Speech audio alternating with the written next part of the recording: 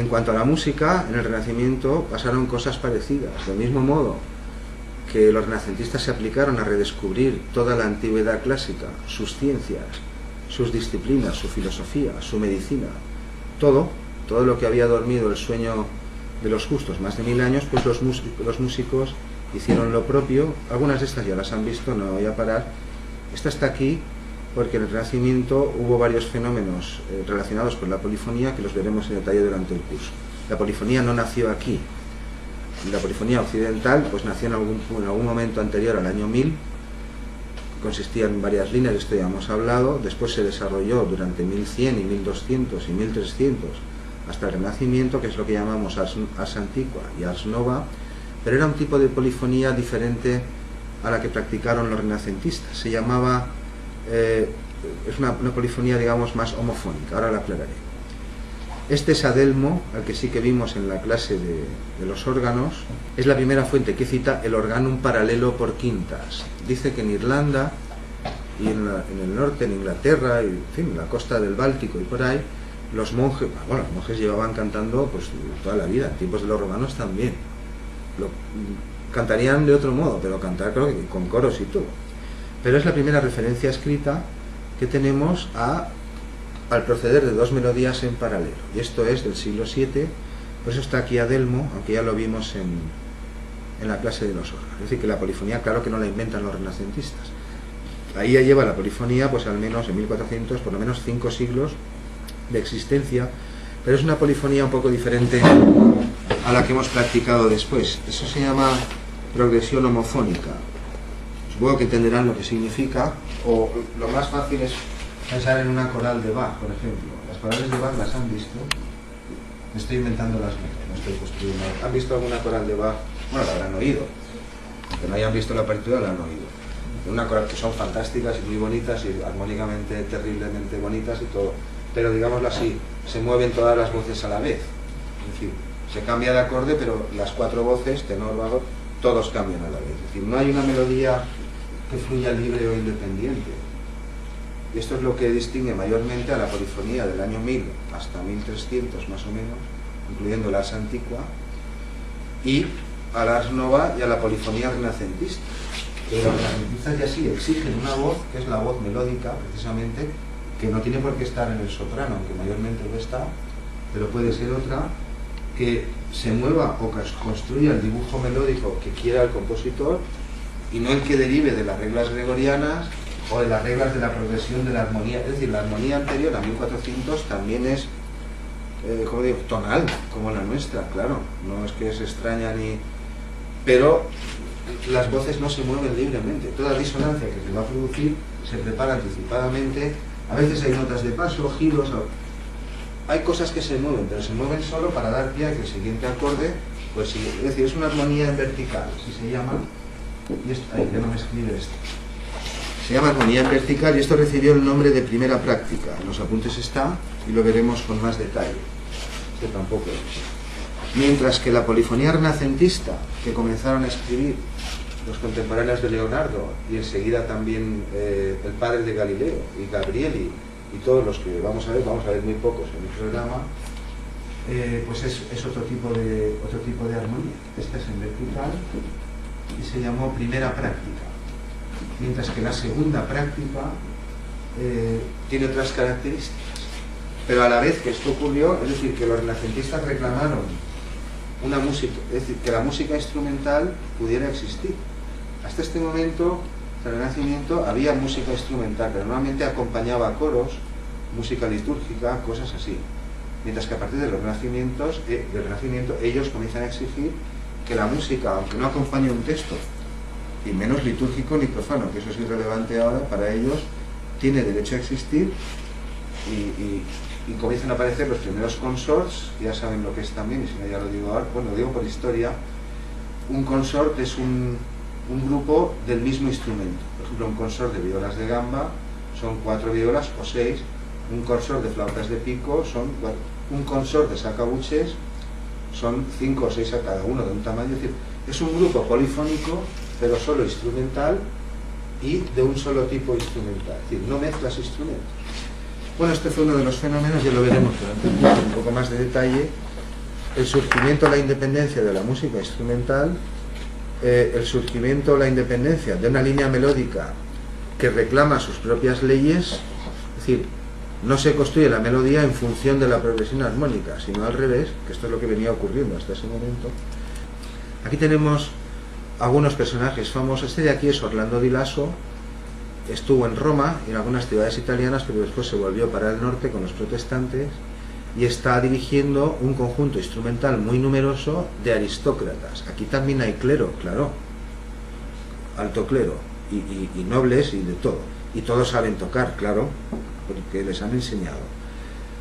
Similar, por ejemplo, al de la famosa Camerata de los Bardi. La Camerata de los Bardi, que habló mucho sobre la música de los griegos, bueno, de lo que va el tema de los renacentistas. Son el renacer del mundo clásico. En la Camerata de los Bardi estaba también el padre de Galileo, Vincenzo Galilei, y otros que eran nobles, Girolamo Mei, que este no era músico, ahora lo veremos también muy rápido. Bueno, a ver, no tengo una foto, un dibujo. Está dirigiendo un conjunto similar, mientras que lo que vemos aquí es un cuadro muy curioso en donde Veronese, que es un gran pintor de la época, pinta las bodas de Canaán por encargo de esta iglesia. Esta es una iglesia veneciana que se llama San Giorgio. Eran benedictinos y la orden benedictina pues tiene como uno de sus requisitos el silencio, no habla. De modo que encargaron el cuadro es monumental, creo que mide casi 10 metros de largo por casi 7 de alto. Aquí lo tenemos, representa las bodas de Canaán. Lo que estoy intentando decirles es que, claro, todos los nobles de esta época y el alto clero eran versados en música, claro, y sabían tañer instrumentos, claro que sí. Y aquí se hacen retratar. Las figuras centrales, fíjense, son Cristo y María, la Virgen, mientras que los novios están aquí. Es una boda, ya saben de qué va. Se quedaron sin vinos y convirtió el agua en vino. Y después se hizo también otra cosa por ahí, no recuerdo muy bien qué, y está ilustrando, bueno, es un encargo.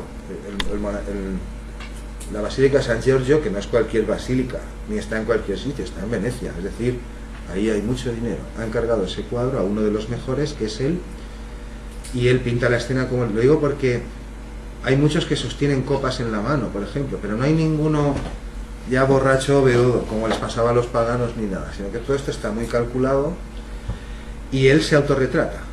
El personaje que tañe viola da gamba, antes se veía un poco más ampliado, aquí se veía un poco mejor. Él es Veronese. Este señor que toca una viola da gamba, pero de un tamaño mayor, bajo, es Tiziano. Este señor que toca aquí el violín, o una especie de viola, no se ve muy bien, pero esto es el instrumento, está hacia abajo. Este es Tintoretto, que es otro de los más grandes de la época. Y este de aquí, que toca la flauta, que casi no se le ve, es otro que creo que se llama Jacopo Bassana o algo así. Y es lo que pasa siempre en estos cuadros. No solo eso, en este cuadro hay personajes muy importantes. El mismo Carlos V está aquí retratado, que es lo que hacían en la época. Tú utilizabas la mitología para ilustrar ciertas cosas, pero de paso hacías retratos al natural de ciertos personajes muy importantes.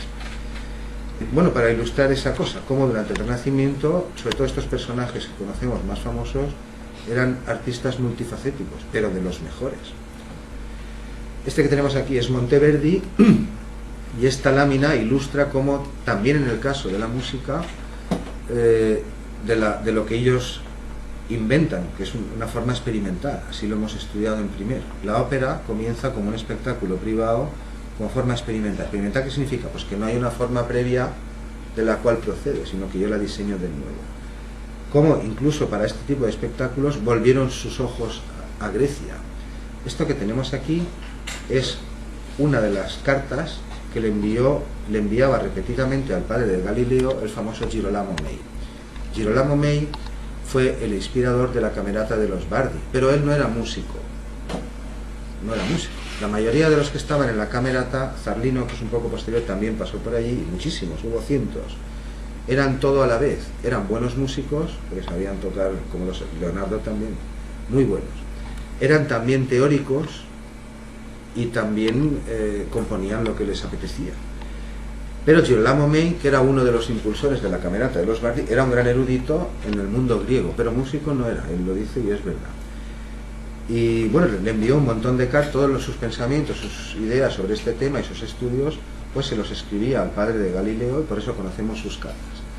Y esta es la primera vez en la historia de Occidente en que por lo menos se intenta justificar la famosa afirmación de que los antiguos perseveraron durante milenios en la monofonía, porque eso es lo que hemos estado diciendo aquí. Se supone que hasta el siglo IX pues cantábamos a unísono, como las chirigotas de Cádiz, o una cosa, algo así es lo que están diciendo.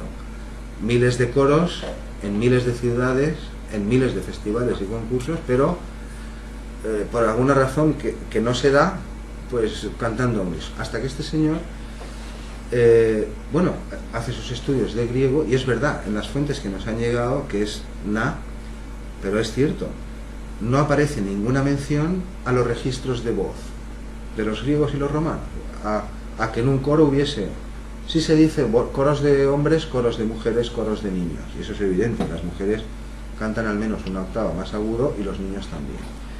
Pero respecto a distinciones de voces, registros de voz, no hay ninguna mención. Mientras que respecto a instrumentos, aunque algunos dicen que no, sí que la hay. Por ejemplo, creo que es Ateneo, no recuerdo ahora, que es del siglo IV o V después de Cristo, incluso antes, en tiempos de... Creo que Aristoxeno también los... Bueno, sabemos que hubo varios registros de aulos, es decir, que el aulos en tiempos de Grecia y Roma se construía en 4 tamaños diferentes, está claro, para dar notas más agudas y notas más bajas, pero registros en el sentido de voces, que es como estamos usando aquí, húbolos.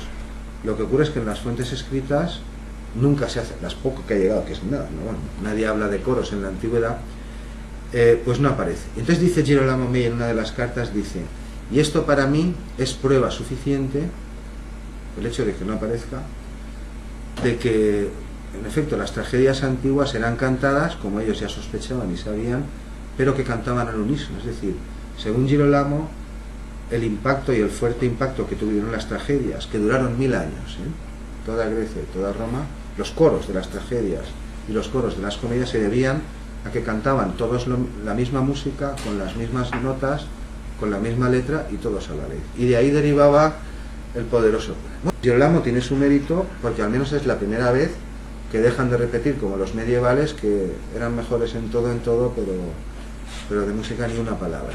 Y al menos lo intenta argumentar, pero claro, esto hay que revisarlo porque eso no es prueba de nada. Es decir, que yo no haya visto nunca un extraterrestre, por ejemplo, no significa que los extraterrestres no existan. Que sean como Alf, esa es otra cuestión, que tengan antenas y patas como los pulpos, ese es otro problema, pero evidentemente no podemos ser los únicos que estamos aquí. 100.000 millones de estrellas en 100.000 millones de galaxias, sin contar los planetas. Eso fue lo que dijo Sagan, que es una estimación, y evidentemente eso no vale. Es decir, que en las escasas registros que han llegado, que es nada, ya lo dijimos, no solo la Iglesia, antes era costumbre quemarlo todo, y cuando algo te molestaba, cuando tú ganabas, menos el oro y esas cosas, y también lo fundes y haces otras cosas para ti. Pero evidentemente esta afirmación no se sostiene en nada, y esto es lo que hemos intentado documentar estos últimos años. Es una letanía que se repite a partir de la primera argumentación desde 1500 y antes, pues porque así, y hasta nadie discutía nada, pero esto se llama argumentum ex silentio, y en jurisprudencia así se utiliza mucho. Que tú no tengas ciertos datos respecto a ciertos actos no significa ni que hayan ocurrido ni que hayan dejado de ocurrir, es decir, no son relevantes a esa afirmación. Aquí se ilustran algunas de esas cosas. De las trompetas ya saben, del mundo clásico, el Odeón también lo vieron, y aquí está el famoso Monteverdi. Voy a avanzar. Este es otro cuadro famoso, con esto vamos a dejar ya prácticamente Grecia, salvo Grecia renacentista. Es de Rafael Sanzio, supongo que les suena, la famosa Escuela de Atenas, que fue una institución similar a la Biblioteca de Alejandría.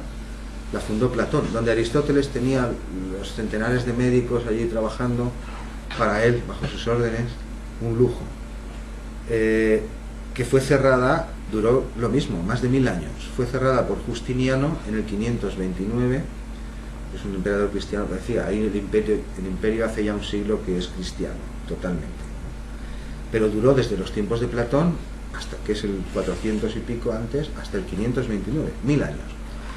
Y es un cuadro renacentista donde ellos se representan a sí mismos, para que entiendan lo que hemos dicho antes. Europa se mira en el espejo de Grecia. Aquí están ilustrados personajes importantes, por ejemplo, este es Platón, pero es Leonardo da Vinci. Este es Heráclito, el de Todo fluye, Pantarrey, pero es Miguel Ángel. Esta es Hipatia, que fue asesinada por la turba en el 415 o así, en Alejandría. Esto fue un crimen que cubrió de oprobio a la Iglesia durante siglos. No al obispo que había movido aquello, un tal Teófilo, no. Esto fue un escándalo, porque ella fue maestra de paganos y de cristianos, de procuradores y emperadores, enseñaba en Alejandría. Esta es la famosa Hipatia que sale en la película. Yo la película no la he visto y no sé.